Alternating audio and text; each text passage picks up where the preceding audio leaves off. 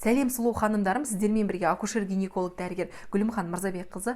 Бұл видео арнайы тек қана менің оқырмандарыма арналған құпия видео. Біз бұл видеода етеккірдің бұзылыстары жайлы айтатын боламыз. Кез келген қыз келіншек өмірінде етеккірдің бұзылыстарымен кездеседі. Және де соның себебін білмей жатады. Не себепті болып жатыр? Бұл қалыпты жағдай ма, немесе бұл бір патология ма? Бұл жалпымен міндетті түрде дәрігерге қаралу керек па?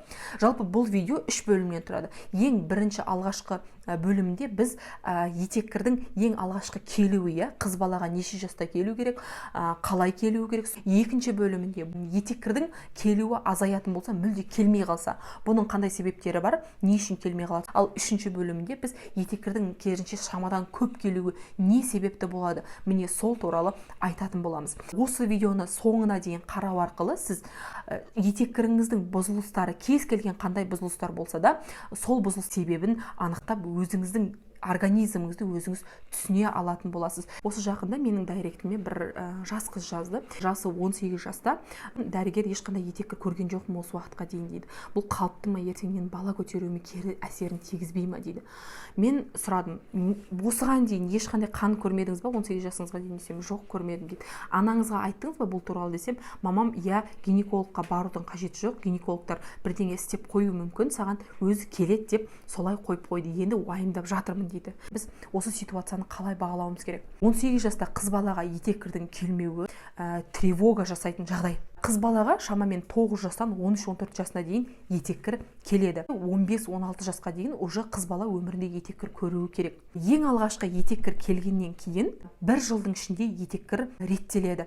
Егер де мысалы қызыңызға 13 жасында етеккір келді, одан кейін 2 ай келмей қойды, мысалы 3-ші ай келіп жатыр, бұл етеккірдің бұзылыстары. Бірақ етеккір алғашқы келгеннен 1 жылдың ішіндегі бұндай бұзылыстар ол қалыпты жағдай. Себебі қыздың жыныс белгілері жетіліп, гормондары бөлініп, аналық жыныс бездері жұмыс істей бастаған кезде ол алатта бірден жаңағыдай іске қосылып кетпейді. Ол іске қосылып дұрыс жұмыс жасалуы үшін арнайы бір уақыт керек. Осы 1 жыл уақыттың ішінде толық етеккірі келіп реттеледі. Бірақ егер де етеккір 13 жасында январь айында келді, 14 жасында январь айынан кейін уже февраль, март, апрель ол қызда етеккір қалыпты келмейтін болса, онда бұл гинекологқа қаралу керек деген сигнал болып табылады. Егер сіздің қызыңызға етеккір 15-16 жасында мүлдем жоқ болатын болса, онда сіз міндетті түрде немесе детский гинеколог, немесе гинеколог-эндокринолог дәрігерге барып, бұның себебін анықтау керек. Дәрігер қарау барысында қыз баланы қарайды.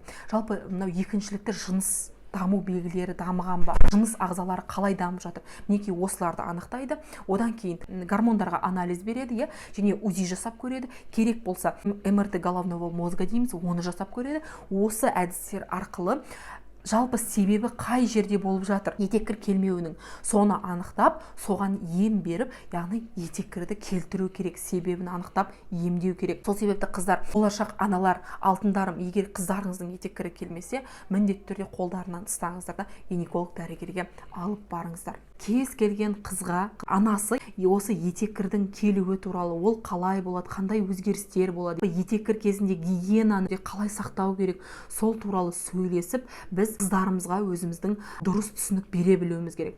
Оларға 2-3 сағат сайын міндетті түрде прокладканы ауыстыру керек. Прокладканы ауыстырғаннан кейін міндетті түрде жылы сумен жуыну керек. Арттан алға қарай емес, керісінше алдымыздан артымызға қарай жуынуды үйретуіміз керек. Одан кейін міндетті түрде менструалды календарды жазып жүруді үйретуіміз керек. Егер де сіз қызыңызға ол туралы айтпайтын болсаңыз, қызыңыз жалпы етеккір келген кезде оның не екенін, не үшін, неге келетінін түсінбей стресске де түсуі мүмкін. Осындай жағдайлар болмас үшін кез келген ана өзінің қызымен осы етеккір туралы толық ақпаратты ең бірінші беруі керек. Өзіңіз сөз байлығыңыз жетпесе, болмаса қызыңызбен бір контактыңыз дұрыс болмаса, онда сізге жаңағы детский гинеколог немесе психолог көмекке келеді. Солардың көмегі арқылы, бірақ қандай жолмен болса да, міндетті түрде сіз дұрыс ақпаратты өзіңіздің қызыңызға бере білу керексіз. Бұл өте маңызды. Видеомыздың екінші бөлігіне өтейік. Етеккір келмей қалуының қандай себептері бар? Ең біріншісі, біз барлығымыз білеміз, егер жүктілік болатын болса, жүктілік кезінде етеккір келмейді. Осы жерде бір айтып кететін жағдай бар. Кейбір қыздар маған өткені мен дайректке жазған сұрақтардан, жаңа TikTokқа келген сұрақтардан біліп отырамын. Етеккір, мысалы, тесттан көреді ғой, жүкті екендігін біледі. Содан кейін бір апта 2 аптадан кейін қанды бөліністер келетін болса, олар ойлайды екен, бұл бір етеккірден қалып кеткен остатоктар шығар, бір сондай бір нормальный жағдай деп қабылдайды екен. Жоқ, қыздар, егер сіз жүкті екендігіңізді білгеннен кейін қандай да бір қанды бөліністер келетін болса, бұл қалыпты жағдай емес. Бұл срочно гинекологқа бару керек деген сигнал. Внематочный беременность болуы мүмкін, бұл замершая беременность болуы мүмкін, бұл угроза прерывания беременности болуы мүмкін. Кейде бұл эрозия болса, сол эрозиядан да қан кетуі мүмкін. Себептерін гинекологқа барып анықтайсыз. Екіншісі бұл омыраумен емізу. Омыраумен емізу кезінде етеккірдің 2-3 айлап келмей қалуы, немесе мүлде келмеуі, 1 жасқа дейін, 1,5 жасқа дейін, сіз балаңызды қанша жасқа дейін емізсеңіз, сол уақытқа дейін келмей қалуы да қалыпты жағдай. Етеккір келмеуінің үшінші себебі түрлі дәрілік заттарды қабылдау. Мысалы, кок дейміз, оральные контрацептивы. Бұл деген жаңағы баланы көтермеуге арналған дәрілер, антидепрессанттар және психотропный препараттарды қабылдаған кезде етеккір келмей қалуы мүмкін. Төртінші себебі бұл синдром поликистозных яичников дейміз. Бұл кезде овуляция болмайды. Осы овуляция болмауының әсерінен етеккір келмейді. Себебі бесінші бұл синдром истощенных яичников дейміз. Бұл деген не? Әйел адамның өмірінде әртүрлі кезеңдер болады. Мысалы, ең бірінші подросток болады, одан репродуктивный возраст, бала босанатын уақытқа келеді, одан кейін етеккір тоқтайтын менопауза уақытысына келеді. Менопауза дегеніміз не? Әйел адамның аналық жыныс бездерінің жұмысының тоқтауы. Сол жұмысы тоқтаған кезде бізге етеккір келмей қалады. Шамамен етеккір 22-43 жастан 50 жасқа дейін уақыт аралығында тоқтайды. 40 жасқа дейін, 35 жасқа дейін тоқтауы бұл аналық бездің мерзімінен бұрын қартаюы. Міне осындай жағдайларда етеккір келмеуі мүмкін. Және де тағы бір себебі, жалпы біз етеккір дегеніміз көпшілігіміз ойлаймыз, біздің мына астымыздан қан келді, тек осы жерден ғана келеді деп. Бірақ біздің астымыздан қан келгенімен оның негізгі реттелуі біздің басымызда, қыздар. Гипоталамус гипофиз деген гормон бөлетін бездер бар. Осы гипоталамус гипофиздің қызметінің функциясының бұзылысы кезінде болуы мүмкін. Оның себептері қандай? Қыз балдар қатты толып кеттім деп резко тамақ жемей қояды, қатты бірден резко салмақ тастайды. Сондай кезінде келмей қалуы мүмкін. Шамадан тыс физический нагрузка және де тамақтанудың бұзылысы кезінде. 7-ші, 8-ші, 10-ші, 11-ші кластың қыздарында жиі кездеседі. Бұл қатты стресс алған жағдайда, мысалы бір экзаменге дайындалады, ОБТ-ға дайындаламын деп уайымдайды. Міне сондай жағдайларда бұл функциональная гипоталамическая аминорея деп аталады. Яғни гормон, стресстің барлығы бізге прямой біздің миымыздағы сол бездерге әсер етеді. Соның қызметі бұзылған жағдайда болуы мүмкін. Жерге дейін егер түсінбей қалған жеріңіз болса, дәл қазір астына өтіңізде комментарийға сұрағыңызды жазып қойыңыз. Мен сіздің сұрағыңызға міндетті түрде жауап беремін. Ал егер де сізге бәрі түсінікті болатын болса, біз келесі 3-ші бөліміне өтейік. Етеккірдің шамадан тыс көп келуі. Етеккірдің нормасын біз барлықтарымыз білеміз, ұзақтығы 5-7 күнге дейін, ал циклдың ұзақтығы 21-35 күн аралығында болу керек.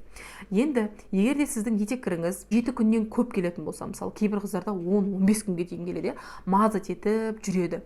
Ал кейбір қыздарда, мысалы, 5 күннен кейін тоқтайды да, бірақ, мысалы, айтайық, мысалы, январдың 1-іне келді, 5-іне тоқтады. Бірақ почему-то 10-на қайтадан мазат етіп жатыр.